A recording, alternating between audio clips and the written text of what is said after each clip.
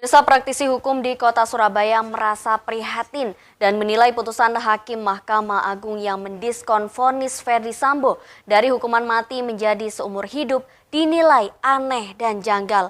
Karena itu Komisi Yudisial didesak turun tangan dan memeriksa majelis hakim yang bersangkutan. Dan pemirsa, berita ini sekaligus menutup perjumpaan kita pada malam hari ini. Saya Nadia Rahma serta kru yang bertugas pamit undur diri. Wallahul muwaffiq ila aqwamit thoriq. Wassalamualaikum warahmatullahi wabarakatuh. Sampai jumpa.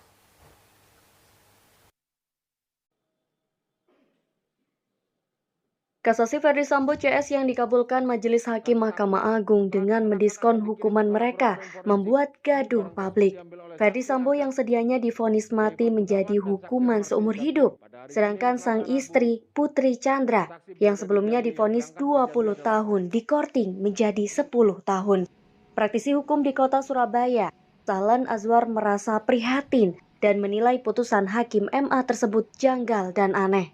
Menurut Sahlan yang juga pengurus Peradi Surabaya tahun 2016 ini, ketika Hakim MA memutuskan lebih ringan Ferdy Sambo CS, mestinya Hakim melihat pertimbangan-pertimbangan yang memberatkannya di sidang sebelumnya, yakni di pengadilan negeri maupun di pengadilan tinggi. Sama sekali tidak ada yang meringankan Sambo CS. Sahlan menegaskan masih ada upaya hukum lagi yang mesti dilakukan jaksa, yakni mengajukan peninjauan kembali atau PK terhadap putusan Hakim MA tersebut.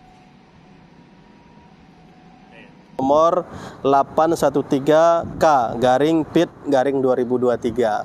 Pada pengadilan sebelumnya sudah diputus Ferdy Sambo ini dihukum mati. Nah, ada yang aneh ketika diputus kemarin menjadi seumur hidup. Semestinya menurut kami ya, tetap pada putusan atau malah ditingkatkan kalau masih ada ya. Tapi karena memang putusan hukuman mati lebih tinggi, jadi tidak ada lagi di atas itu, mestinya tetap tidak bisa diturunkan. Karena apa? Kita melihat pertimbangan sebelumnya.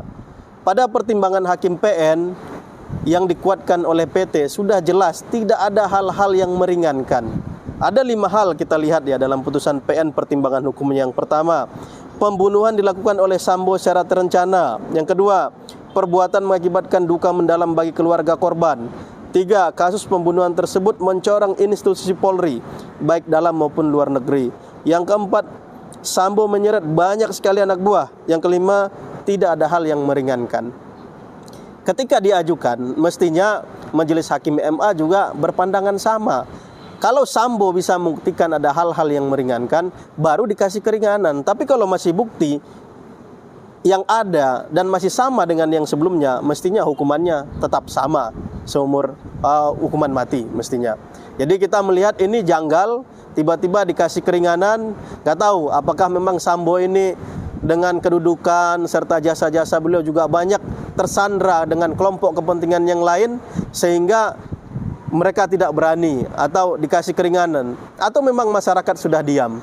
Dengan ini tentunya mari sama-sama kita pantau, mari sama-sama kita minta kembali agar aparat penegak hukum, terutama Mahkamah Agung nantinya bisa memutus kembali secara adil. Karena ini kita lihat kembali menyebabkan kegaduhan.